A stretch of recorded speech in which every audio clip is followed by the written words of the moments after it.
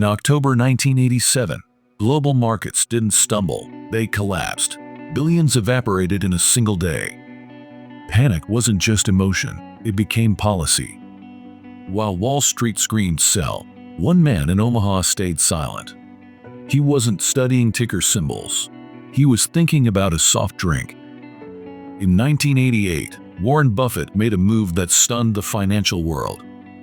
He committed roughly $1 billion, nearly a quarter of Berkshire Hathaway's portfolio, to one company, the Coca-Cola Company. Experts called it reckless. The stock wasn't cheap. Conventional wisdom demanded diversification. Buffett ignored the noise. He wasn't buying a stock. He was buying what he called an inevitable.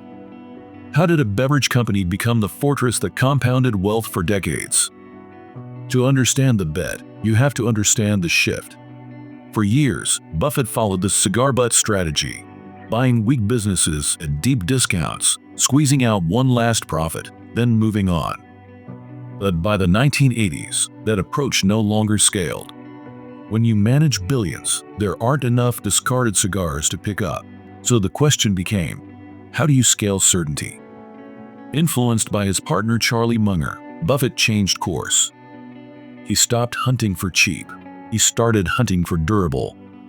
In Coca-Cola, he found a castle protected by 3 moats. Moat 1. Share of mind. Coca-Cola wasn't just a drink. It was embedded in global memory. Its taste hadn't changed in a century. While car makers redesign models every few years, Coke sold the same formula it had in 1886. No obsolescence. No reinvention. Just consistency. Moat 2. Distribution. Brand power was psychological. Distribution was physical. From American cities to Soviet streets, from African markets to European villages, Coke built a logistical empire. If someone was thirsty, a bottle was already nearby. Competitors could copy the drink. They couldn't replicate the network. Moat 3. Pricing power. In the late 1980s, inflation was a real threat. Most businesses suffered as costs rose. Coca-Cola adjusted prices. 1 penny more per serving changed nothing for consumers, but multiplied across billions of servings, that penny flowed straight to profit. Buffett wasn't betting on quarterly earnings. He was collecting a royalty on global thirst. Then came the execution. After investing $1 billion, he did something radical. Nothing. No trading swings. No timing the market. Just patience.